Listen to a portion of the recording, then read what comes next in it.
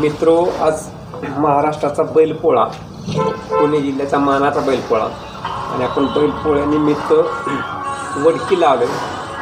कुमारी सई वेगभाऊ मुडक यांच्या गोट्यावरती, आणि आपल्यासमोर आहे भारत केसरी बायजा, हिंद केसरी बायजा, आणि आपल्या समवेत टीमतर्फे विशाल सेठ बोलतील. नमस्ते विशाल सेठ. नमस्कार.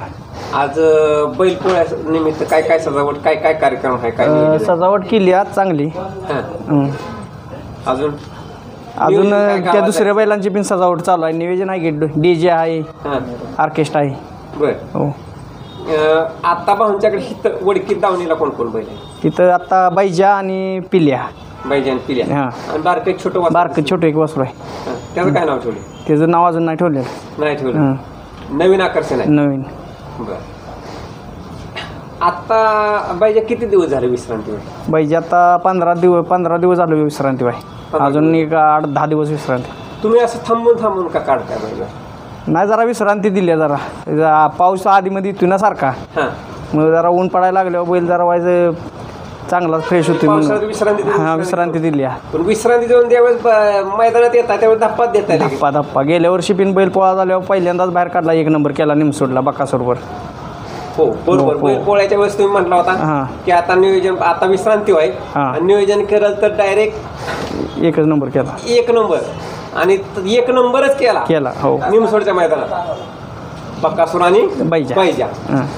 आता बी तसंच परत नियोजनात डोक्यात दिसतंय. नियोजन मोठंच होईल. होय ना? हो. म्हणजे आता परत तसेच धमाक्यातच एक 10 तारखेच्या आसपास बैल बाहेर काढणार. होय. हो. तोपर्यंत विश्रांती.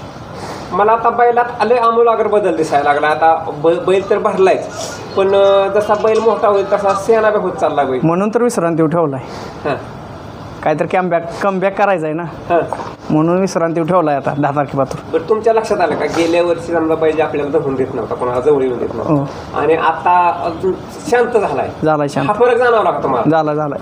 म्हणजे जसा बैल वयाने वाढला, जसा सायदाती झालाय, तसा बैल शहाणा झालाय बैल. आता पहिला कोणाला जवळ येऊन देत नव्हता, आता कोण सगळ्यांना धरून देतोय. बरं, आता सगळ्या टीमच्या वतीनं बैल पोळ्याच्या शुभेच्छा देताना तुम्ही काय सांगता? मित्रो, भाऊंचे बंधू आहेत. नमस्ते दादा. नमस्ते. संपूर्ण महाराष्ट्राला आपल्या बाईच्या टीमतर्फे, शिवाय आपल्या पंडित दादांच्या गोशाळेतर्फे संपूर्ण महाराष्ट्राला काय बैलपोळ्याच्या शुभेच्छा देतात आपण? सरसेनापती हंबीरराव मोहिते गोशाळा तसेच बैजा फॅन क्लब्सतर्फे बैलपोळ्याच्या सर्व नागरिकांना हार्दिक शुभेच्छा. कार्यक्रम शांततेत आणि पोलिसांच्या अधीन राहून व्हावा ही विनंती आहे. मित्र हो, विशाल ड्रायव्हरचे बंधुरास आहेत पप्पू सेठ. तुम्ही गेल्या वर्षी बी रंगवंटिक करायला होता, आता ह्याही वर्षी आहे. तुम्ही घरचा माणूस आहे आपल्या टीमचा. शिवाय ह्यावेळेस तुम्ही अजून पेंटर बी, वरिष्ठ पेंटर बी आणले. त्यांचं नाव काय? बाई म्हणून ओळखते. होय ना? आता तुम्ही गेल्या वर्षी बायजेची रंगवून यंदाही केली, तर तुम्हाला बायजातला काय फरक दिसतो? गेल्या वर्षी जरा दमवत होता, पहिलं पेंटिंग करून देत नव्हता. यंदा शांत उभा राहिलाय आणि 1 नंबर पेंटिंग झाले. आता गेल्या वर्षी तुम्ही बायजेची रंगवून केली की त्याच्यानंतर तुम्हाला ज्यावेळेस इतर मैदानात जाताय, कुठं जाताय, तर त्यावेळेस लोकांच्याकडून काय अभिप्राय आला?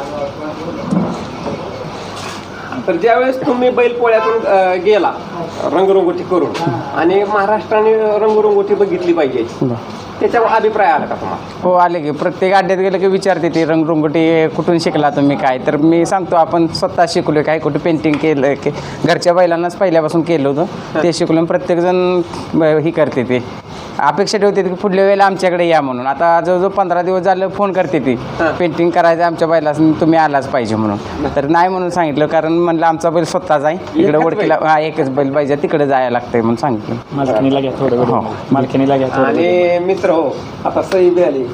सई, काय झाला का रंगोल बाई? नमस्ते बाई. हां, नमस्ते. कुठून आलात पण?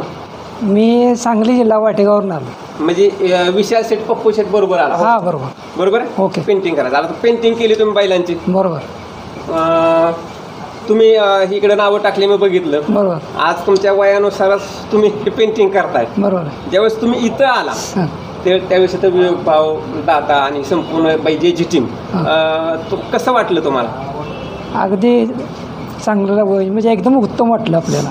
म्हणजे जो होणारा जो पाहुणचार आहे हां तो पाहुणचार अगदी उत्तम पद्धतीने झाला आणि त्यांना जसं पाहिजे पेंटिंग तसं माझ्या हातनं घडलेलं आहे. होय ना. हो आता बैजेच्या टीमकडून आणि संपूर्ण फॅन्स क्लबकडून मी तुमचं धन्यवाद मानेन की बरं. तुम्ही इतक्या लांबून बैजेची पेंटिंग करण्यासाठी आला. हो बरोबर. बरोबर. धन्यवाद. हां.